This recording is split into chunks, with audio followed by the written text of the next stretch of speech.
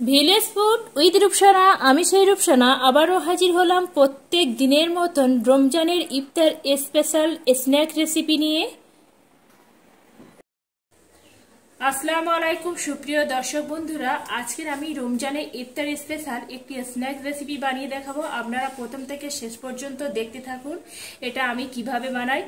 আমাদের রমজান মাস চলে এসেছে, আর এইভাবে একটু স্ন্যাক্স রেসিপি ইফতারের পরে না খাইলে কি পেটটা ভরা ভরা লাগে?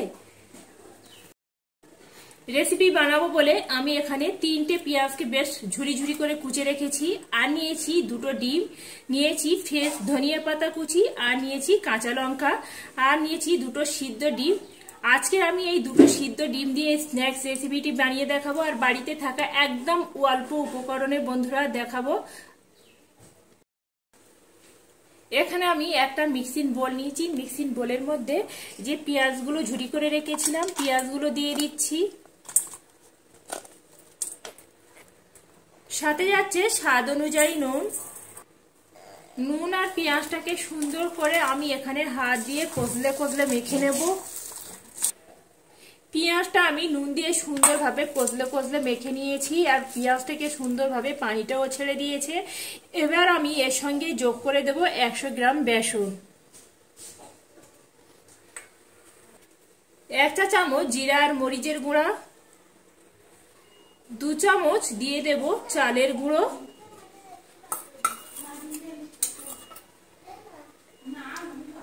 1 চুটকি হলুদের গুঁড়ো, দিয়ে দিচ্ছি ধনিয়া পাতা কুচি। একটু আমি এখানে বেশি করে 3টে কাঁচা লঙ্কাকে কুচিয়ে রেখেছিলাম, কাঁচা লঙ্কাগুলো দিয়ে দিলাম। সমস্ত কিছু উপকরণ আমি এখানে দিয়ে দিয়েছি। এবার আমি হাত দিয়ে সুন্দর করে চটকে মেখে নেব। সমস্ত উপকরণ দিয়ে এইভাবে মাখিয়ে নিয়েছি। এবার আমি এখানে অল্প অল্প করে পানি দেব, আর সুন্দর একটা এইভাবে মিশ্রণ তৈরি করে নেব। অল্প অল্প পানি দিয়ে সুন্দর একটা এখানে মিশ্রণ তৈরি করে নিয়েছি। এবার আমি এটা এক সাইড করে রাখছি। এবার আমি এই সেদ্ধ ডিমটা নিয়েছি, নিয়ে এখানে একটা ছুরি নিয়েছি, ছুরি নিয়ে এইভাবে মাঝখান থেকে প্রথমে কেটে নিচ্ছি, তারপরে এইভাবে কেটে নিচ্ছি।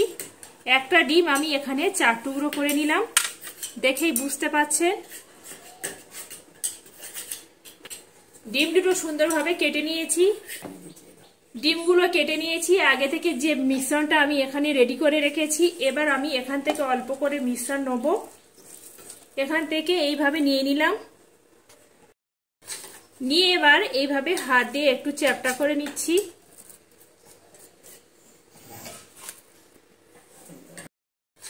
নিয়ে এবার এইভাবে হাত দিয়ে একটু চ্যাপটা করে নিচ্ছি।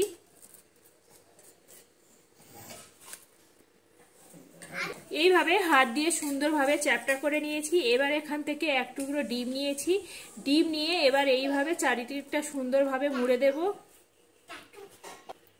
এখানে আমি সুন্দরভাবে একটা স্ন্যাক একদম রেডি করে নিয়েছি।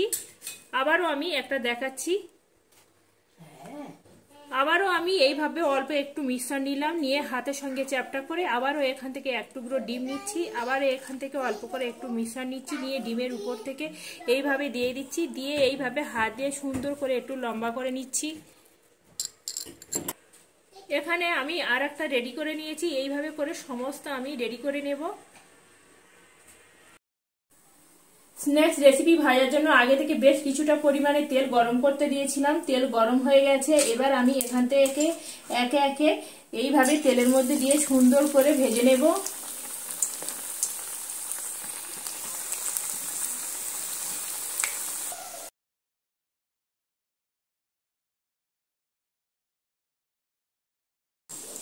লাল লাল করে ভেজে নিয়েছি। এবার তেল থেকে তেল ঝরিয়ে তুলে নিচ্ছি। আর দেখতে পাচ্ছেন বন্ধুরা কতটাই লোভনীয় হয়েছে, আর খুবই সুন্দর হয়, দারুণ হয়, টেস্টি হয় খেতে। বন্ধুরা এইভাবে হলেও আমার মতন করে একবার বানিয়ে দেখতে পারেন। বন্ধুরা আজকের আমার এই স্ন্যাক্স রেসিপিটি যদি ভালো লেগে থাকে বন্ধুরা প্লিজ একটা লাইক করে দেবেন, আর লাইক করে সাথে থাকবেন এইভাবে নিত্য নতুন রেসিপি পেতে।